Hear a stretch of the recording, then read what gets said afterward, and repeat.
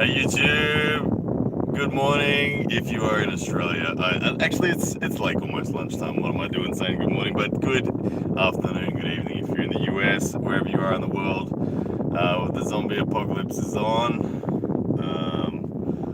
I'm glad I got a new truck because if this becomes every man for himself now, I'm equipped. I'm equipped to go off road and do what I got to do. But anyway, guys. The reason for this live, it's a bit of an impromptu live, but I thought I'd jump on and say hey because I've been slow to get some content out. And if I said I was going to be 5 minutes, I just dropped a post on Instagram saying I was going to go live in 5 minutes, but it's literally been like 1 minute. So hey Theodore, hey Lester, hey Joseph, hey Calais. Good to see you guys on here. Thanks for joining me. It's kind of a crazy time right now with all this coronavirus stuff. Iron Street TV, the new ride is really good. I'm really happy with this Mitsubishi Triton. It's the top. It was voted the best 4x4 in Australia at the moment for 2020. So I didn't even know that when I was looking to buy it. I just kind of bought it and then I saw it retrospectively and I was very happy with that. But so the new ride is going well. Yeah, I'm in a nice truck now, so it's happy days. But it is kind of crazy.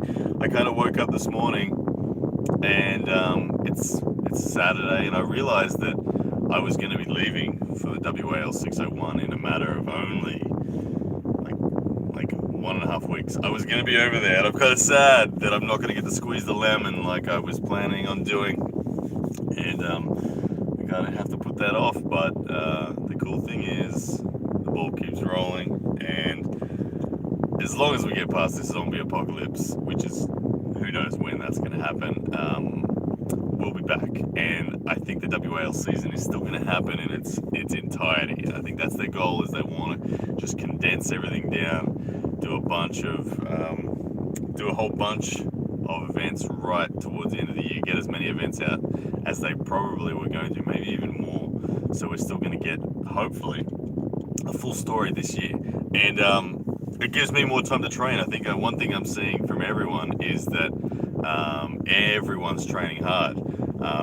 You guys are seeing that I'm doing a lot of bench press. Ken V Armwrestling asking me if I've hit any new PRs. I haven't really hit any new PRs, man, because basically everything's new at the moment. Now that I've got the Krasimir Kostadinov set up, that apparatus, it's they're all new vectors for me. So I'm setting new numbers now because I'm not training anymore with my previous old cable system. It's now with the new one, and those new vectors are all funky. They're all a little different, but they feel amazing. So I'm writing down new numbers at the beginning. So I'm kind of setting records every day. All right, I got to turn the AC down. I'm making noise. Let me just turn the car off. I gotta turn the car off. There we go. This hopefully might make it a little bit better for you guys. Sorry about that. AC blowing on the mic. I'll sweat for you guys. I'll sweat. How's the match with that big MMA fighter panning out? That's another thing. Look, guys, I was meant to be taking on the MMA fighter today. I was going to be fighting him today for $1,000, and the Australian government, like 3 days ago, literally jumped on and made some new rules and threatened fines and all sorts of stuff. Basically, you're not even allowed to you're not allowed to hang out with anyone except your immediate family right now. So, yeah. I just read through the comments, really apologizing for all that wind that I had. I didn't realize the AC was blowing straight onto the microphone, but yeah, my bad. All right, so let's read through some questions. Herman Stevens says that I want a match against him. I do. I really want a match against Herman. I want to pull Herman in the YouTube series, in that kind of just unofficial but official. Put some money on the table, pull Herman. Because I'm going to be honest, I think Herman's overrated. I think his reputation is way better than his reality. I gripped at the Zloty I gripped Herman on the practice table, on the after table, and that was the first after pull for both of us.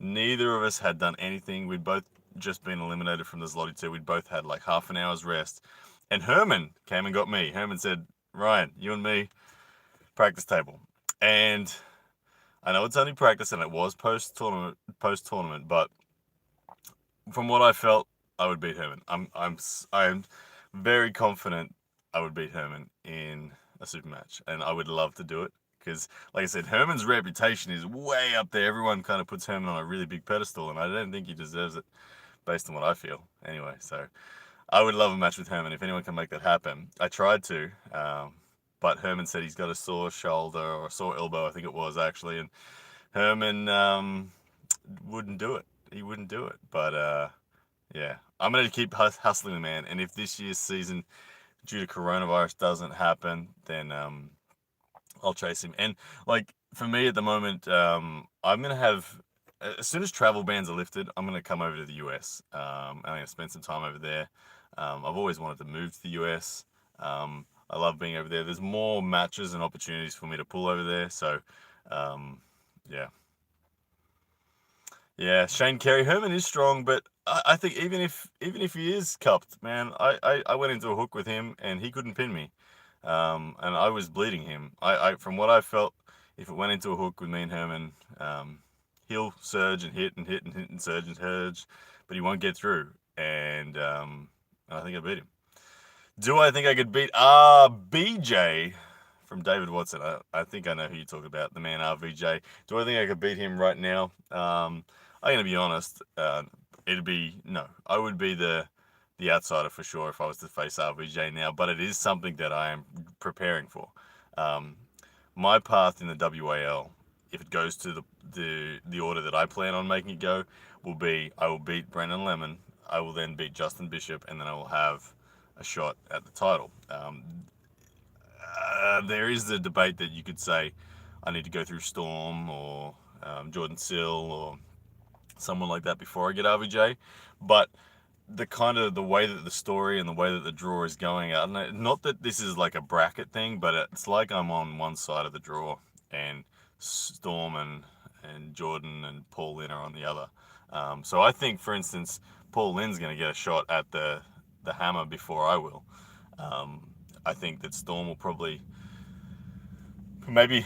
I mean, I would love to see Paul versus Storm, but they're training partners, so that we're probably not going to see it. But I think that Paul Lynn will get a shot, given that Storm already had one and lost last year. I think that we're going to see Paul Lynn as the first one. But so me being on the other side of the draw, everyone knows that I want to face Justin. I want to face Justin Bishop bad, and I think that it's a match that really goes well for the WAL, and I think it's something that people would enjoy. I know Justin's keen for it. And if that happens and I beat him, then we're on to RVJ. And when I've trained with John Brzenk in the past, John has told me that RVJ will feel a lot like him. Really superior hand control out of straps. But the good thing is I can get to straps very comfortably with the WAL.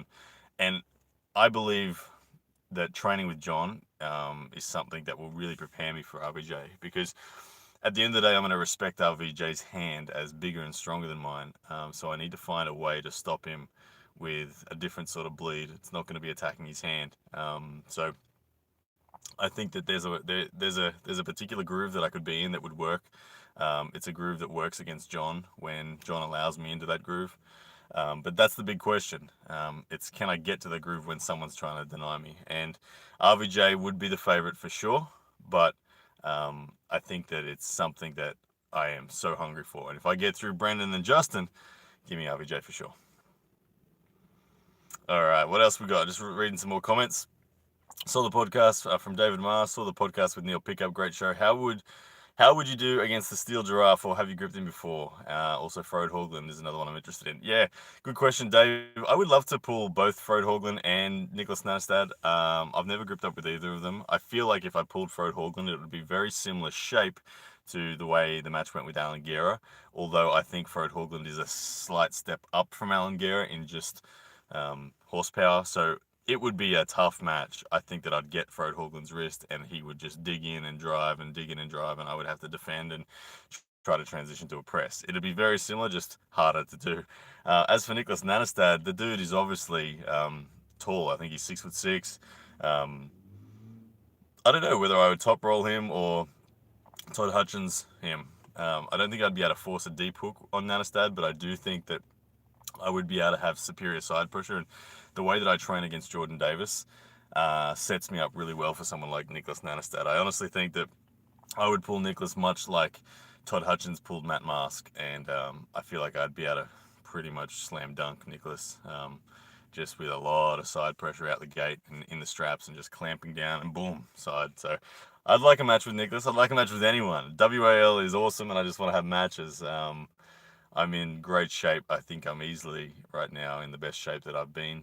It's just undeniable. My progress just continues to rise at the moment, and I feel like I'm only just at the beginning of really arriving at the top end of the sport. My back pressure, my side pressure, my down pressure are all hitting really good numbers now. You guys saw in my last few videos, back pressure was 57. And when I say back pressure, I'm talking strict. So strict back pressure was 57, strict side pressure was 65, and strict down pressure was 65. So back pressure is my weakness at the moment relative to my side and my down. So fill those gaps, and we're gonna make some waves. Max Torben beat Bishop. Yeah, Sterling Jackson. That was left. I don't know. That surprised the hell out of me because I pulled with Max Torben in Florida not that long ago, and um, Max felt quite comfortable to me. I could really let him do whatever he wanted and just kind of wait him out. If I went on the attack against Max, I feel like it would have been just utterly crushing him. So I was very surprised seeing Justin Bishop have those struggles with Max. I know it was a different arm, but yeah, that made me think, man, I'm gonna belt Justin when it gets to that. From Bo Edgar, I'd like to see you pull my buddy Brent Rackers. He trains. Yeah, Brent Rackers is a beast, man. I totally respect Brent Rackers. I've seen him pull, and um, in a few videos, I've never met the guy, but I respect him as one of those middleweight guys that is right at the pointy end of the North American spectrum. So yeah, I'm a big fan of Brent, and I would happily pull him. It's just one of those things where you've only got so many matches in a year, and if with the WAL season, if that comes back, that's going to obviously be the priority, and then outside of that, it's just YouTube matches. But YouTube matches with Brent Rackers, like I said, I'm going to spend a lot of time in the US. As soon as these travel bans are up, I'm coming over, and I'm gonna spend some time over there and do a whole heap of stuff. So maybe me and Brent, you never know. From Blaze Card, do you see yourself one day pulling tournaments or super matches with super heavyweights? I feel like you could do it. Love that question, Blaze. Yes. I weigh 210 pounds, and I know that I'm nowhere near my physical capabilities yet. I started in this sport at like 190 pounds. Um, I dabbled in dehydrating down to 176 and almost killed myself dehydrating to 165 once. But I realized then that I'm a bigger frame person than that, and I embrace the middleweights. And honestly, now that I've embraced the middleweights, I'm eating, I'm training.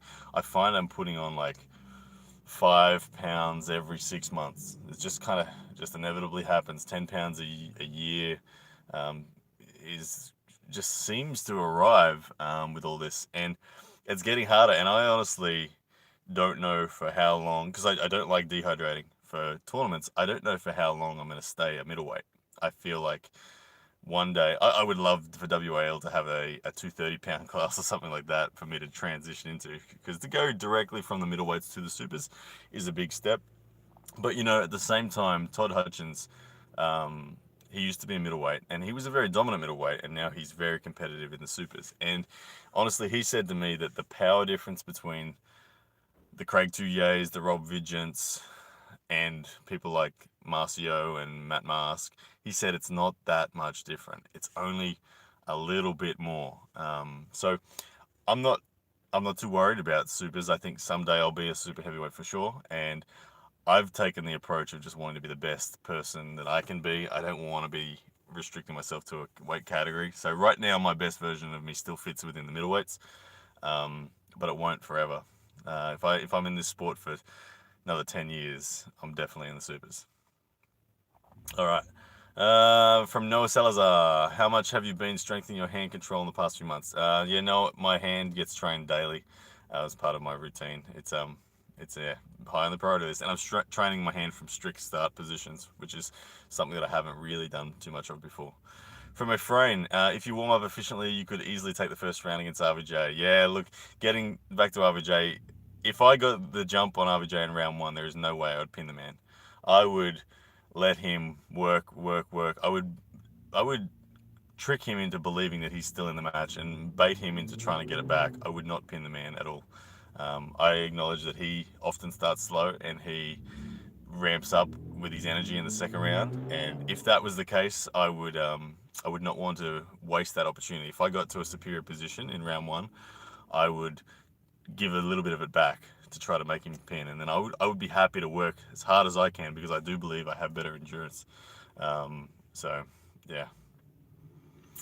Rob Johnson, if I move to the US, move to Arizona, and you and John can make videos all the time. Rob Johnson, you've read my mind. Trust me, brother. If I'm moving anywhere in the States, it's to Mesa, Arizona. Yeah, I would kill to live near John.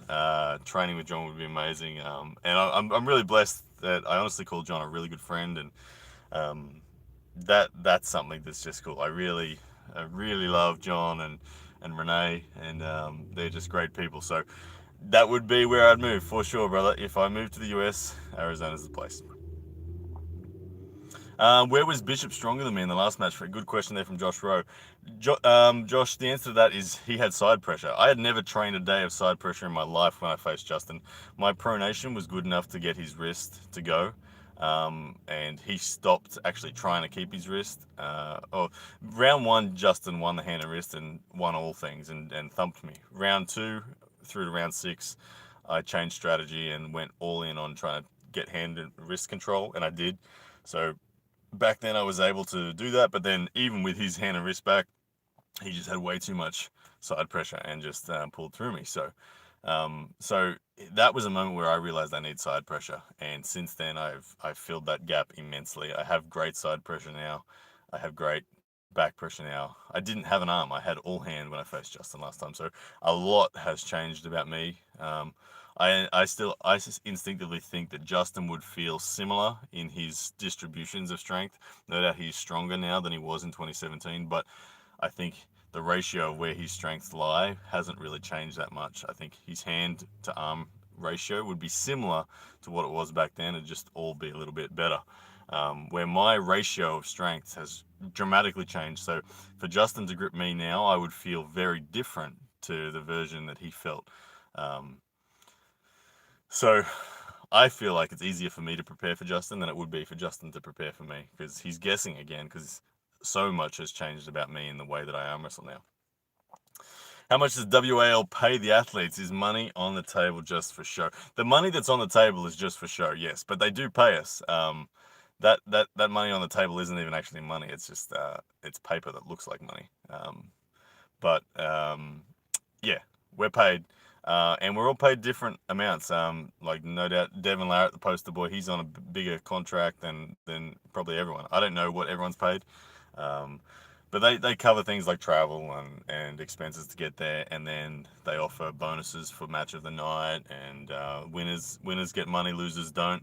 Losers just get their kind of appearance fee and all that sort of stuff. But yeah, it's a pretty awesome thing to be able to feel like you're a professional athlete and actually be paid to do something you love. Tim Pipe, I love Bama, but he's going down once the vectors kick in. Yeah, brother, you know it. The Rolling Robin, what's the best, cocaine, meth, or heroin? Ooh, my experience with cocaine, meth, and heroin is from the game Grand Theft Auto, and I always went for the cocaine. I feel like that's more of a party drug. I don't know, but interesting question. But yeah, I'll go with cocaine because of Grand Theft Auto. I always made good profits on that game. 95 kilos. Right now, I'm not 95 kilos. I'm like 92 and a half, because I was tapering down. I had to be 200 pounds for Brandon Lemon, so I was tapering down. So I'm 92 and a half right now. But now that that's off, I can probably put some weight back on and keep getting strong. From Era Crickmore, is a long forearm or a short forearm better for the press move? Okay, man, it's never a black and white answer to a question like that. Short arms imply greater finishing power, but they also imply a weakened ability to actually hold on because your hand is under more threat. The longer your arm, the weaker the finishing power, but because you're higher up, you can more easily obtain control. So it's very much about the ratio between the relationship between your hand securing access to your finishing power. So it's yeah, there's no straightforward answer. You need both strong hand and a strong arm. What's the best way to win an arm wrestling match at a pub against someone with no arm wrestling knowledge? Okay, if I had to give you a couple of tips to win a pub, I would say get your knuckles up. Um, don't go sideways. Just simply bend your wrist and drag the opponent closer to you, and then instincts will take over from there. Lester Algie, hope to meet you one day. Keep up the great work, champ. Much love from Florida. You're off to bed. Good night, brother. I can't even read that name. Adjo 6 Bolt 12R. What up, Blue? Really happy to see a lot of recent comment. Proud of you pulling through, continuing putting yourself out there. Thank you, brother. Means a lot. From Arm Strength, what is your opinion on Alan Guerra? Is he a good arm wrestler? Yeah, man, Alan Guerra's a beast. He's number one in Mexico. Has been the number one overall arm wrestler in Mexico for quite some time. If you look back at his tournament efforts into like 20,000 or 2016, all that, he got to the semi-final and only lost to Rob Vigent in that tournament. So he finished fourth in the tournaments that were back in ESPN days and all that sort of stuff. So Alan's a beast, man, for sure. Joseph Rothenberger, WA will need a 225-pound class. I'm with you, brother, on that. Let's make that happen. David Marr, another guy that would be a great match is Mike Saliaris. I would love to see Jordan Davis pull Mike Saliaris. Jordan Davis is embracing the middleweight category. Mike Saliaris is a hand control based puller. Jordan Davis is a hand control based puller. I would love to see those two guys face. I think it'd be spectacular. Mike would be dropping into King's moves. Jordan would be getting high and supinating and not allowing the King's move to work. It'd be a great match. I'd love it. As another question here from someone's name written in, I think, Arabic, so I can't read it. As a beginner, how many times should I train weekly? Oh, love from Syria, brother. The question there, I would say training, you train as much as you want to, and that links really to your goals. Like right from the beginning, when I started arm wrestling, I trained every day, literally every day, and it's because my ambitions were proportionate to training every day. I don't think there's an elite athlete on the planet that doesn't train every day in some shape or form towards their goal. So it depends what you're after. Where if you're a social arm wrestler, once a week is more than enough. All right. I'm gonna scroll a bit. Matthew Carver pulled Bill Logson. Nope, haven't pulled Bill before. From Minja Novakovic. Yo, Ryan, do you think if you are young that it's better to build your overall strength than transition to arm wrestling, or should you start specific? I'm having this debate constantly at the moment with with a few people. Base generic power versus specific arm wrestling strength. The only thing that we can do to answer that question is to really study the world champions. I mean, there's no point studying anyone who's not a world champion. But if you take all the world champions and you ask yourself the question, what are these guys training? Are they training specific? Are they training base power? The thing is, there are world champions who have done both. People like Richard Lupkes, for instance, doesn't train very much specific arm wrestling, trains a hell of a lot of base power, and got to the very top. Then you've got people like Devin Larratt, who has never done a squat, never done a bench press in his life in any sort of serious sense, trains ultra specific and is also at the top. So it's a constant experiment that we always have to go through. I often feel like the thing that will shape the decisions that you make as an arm wrestler and how you train is normally going to be who you're chasing. And let me elaborate. For instance, if I'm chasing Jordan Davis, if I've got a match against, let's not say Jordan, if I'm chasing RVJ, which I am, I've got to look at that and say, do I need more base power or do I need more arm wrestling specific? And for him, I need more arm wrestling specific. I don't think me getting a better bench is going to help too much on Rob, but there are other opponents out there where I have sufficient hand control already, And it's just like, for instance, back in the day when I lost to Justin, I had sufficient hand control, but some base power was really needed for me to close the gap on Justin. So depending who you're chasing is going to shape how you train, and it is a winding path. There is no one right way. I think it's just a winding path that you keep on navigating as you progress. And yeah, what do I think of Oleg and his recovery from Samuel Jones? I haven't seen too much about Oleg's recovery. We all hope that man gets back. He was the best pound for pound arm wrestler on the planet, without a doubt, on the left arm. And if his mind is good and he's back, that's amazing. From the Rolling Robin, oh, and do you think hook arm wrestling is more taxing than going through the top? Yep, hook arm wrestling puts your connective tissue on the line much more so than outside arm wrestling. Um, so yeah, the longevity of inside pulling is not the same as it is outside. Josh Rowe, who do I have with Devin and Michael? For me, guys, I've got Devin. I think it's going to be an absolute cliffhanger. It's going to be a nail biter. It's going to go down to the wire, to use all the expressions. But I think Devin has slightly more versatility than Michael, and it's for that reason that I think Devin's going to get it. What from Noah Salazar? What's an arm wrestler in the middleweights that you think is about the same level as me? It's a good question. I think Frode Hogland is similar level to me. I think that I think Paul Lynn's a touch ahead of me in power, but I think I'm a better arm wrestler than Paul in terms of my options that I have, my versatility. I think that I'm like just a cut below those top guys of Rob and Storm. I think I could beat Jordan Sill. He's a slow moving power based arm wrestler, but I think I have the tools to beat him. I don't feel like there's too many more I need to tick off, but I've just got to walk the walk rather than just talk it. I need the seasons to play out so I can get all this done. Mm-mm-mm. From Jeff Weinberg, what's the best way for a smaller arm wrestler to win the start of a match against a bigger one? Oh, okay. If you're beating a big guy and he's got more base power than you, you have to make it about disengaging his power. So it has to be a hand and wrist based attack. From the Rolling Robin, I didn't expect you to answer my head ass drug question. So I tip your hat and say you've had a huge effect on my arm wrestling journey. You're welcome, Rolling Robin. Thank you for the support, brother. From Oron, which middleweight from Europe would you like to pull? Oh, good question. I want to pull what's it? The guy that's in the top 8 middleweight that eliminated me from Zloty, Raymond Zantanovich. I want to pull him in a super match. I would love to pull him because what I felt in that match where he beat me, um, you guys know I lose round 1 all the time.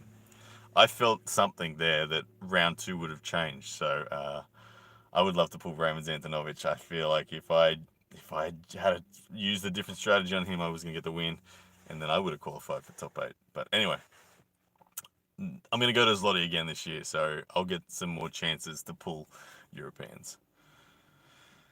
What else we got? Brian McLean, where is Danny Tesh these days? Also, give us a quick rundown on the top 10 open class right hand in Oz. Danny Tesh is dealing with life issues. He owned a big national business and it went bankrupt. So he's under the pump. And Danny's always an elusive guy, but he's always strong. When Danny makes his return, he's someone that I would put against Rob Vigent right now.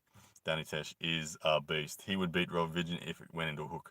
I promise you. If it went inside, Rob loses. That's just a fact in my head. It's just like that's a non-negotiable. If it goes into a hook, Danny wins. From No Dice, what do you think about Dennis Saplenkov's new video, curling 100 kilos for 5 reps? Yeah, I haven't seen it, but that doesn't surprise me. Dennis is the world record strict bicep curl. So 100 kilos, 50 kilos on each arm. That sounds pretty normal for Dennis to me. What else we got? How is this stream so damn HD? I'm glad it's coming through nice and clear. Yeah, I've got it on HD settings and I got good internet out here. So I'm glad you guys are getting it clear. Sorry again about the start of the video where I was had the AC blaring. David Ma, next video I do with Jordan, you should put on rubber gloves and masks to show safe arm wrestling during an epidemic. Yeah, I was thinking of doing that too, to be honest. Best advice for someone with small hands. Okay, small hands, focus on wrist rise and pronation. That's the short answer. Joshua Waters, wrist rise pronation for small hands. From Bradley Hastings, Ryan, can you talk quickly on drugs in arm wrestling as it seems to be avoided a bit? Are all the top guys using some kind of PED? Big question there, Bradley Hastings. Look, the thing about PEDs in arm wrestling is, there are certain leagues where you just don't do it. WAF, IFA, they're going to test and they're going to catch you and they're going to ban you and they're going to shame you. There's places like the Zlotiter where it's... Sorry guys, I was just getting a phone call. I didn't mean to jump out there. But I might get a phone call again in a second. They might try to call me back. So my apologies. But what was I saying? PEDs, things like the Zlotiter, they're never going to test. They declare that they're not going to test. So there are environments where it's obviously far more likely that people are on significant amounts of PEDs, and there's leagues where it's very clear that you're not. I'm not going to deny it. There's definitely PEDs in arm wrestling. And I know that the thing is, when I've had conversations with people like John and all that sort of stuff, John's advice straight away to me and other guys that have been there and done it all the way to the top have said, too many people make the mistake of thinking that you need to be on PEDs to become an elite arm wrestler. John was very clear. He said, if you can't become an elite arm wrestler natural, you'll never become one, and you'll risk your health long term. He said, people within the arm wrestling world jump on PEDs when there's something big on the line and it's in a non-tested league. Obviously, some do it in a tested league as well, and they get their ass banned for 4 years, 5 years, or whatever. But people do jump on PEDs in arm wrestling when there is a moment where there's something big. Like Travis Bajan has said it, if he's going to face Dennis Saplenko for $100,000, he'd get chemically ready for it, and he's fine to do that. He's not walking around on gear all the time, but he would do it if there was a big match.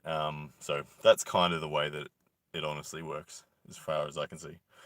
From on, me versus Coach Ray right hand, man. I would belt Coach Ray. I know that all the videos suggest I wouldn't, but let me tell you the truth on Coach Ray. Every time I've ever gripped Coach Ray, he's been fresh and I have been utterly worn out. Last time at Zlotiter, he had not pulled anyone, and I just finished pulling like 10, 15 people, and my arm was throbbing, and he still was like, Ryan, come on. Anyway, I jumped on the table, and I couldn't do a thing with him because I was so sore, and he was fresh. And the same thing happened when I pulled him in Arizona. I was so sore. And when I'm so sore, I can't deny his press. But take away that pain and let me hit sideways with a top roll. No, he's not gonna get access to his press at all. It'll be over quickly. Yo, Ryan, from who else we got? From Mina Novakovic. Do you think you are young that it's better to train when you are young that it's better to train no pain no gain style or Devin Larratt style of never failing? Ooh, from Serbia. Good question. I started with table time and I started with the no failure. I spent 4 years with no failure. Now I'm in a failure zone. So I don't know. The no failure stuff worked really well for me in my early years, and the failing stuff is working really well for me now. So both sides of the story have worked for me. Guys, I'm going to have to wrap this up. I'm sorry. I see there's heaps more questions on here that I haven't got to. I'm sorry that I haven't been able to do that, but I'm getting a phone call and text messages with people waiting for me. So I got to get back. I was in town, and now I got to get back to my quarantine. And I'm sweating in this truck without the air conditioner on. So anyway, guys, thank you so much for tuning in. I really enjoyed it. I'll get back to the regular training content again shortly. And yeah, we'll talk to you guys soon. All right, guys, catch ya.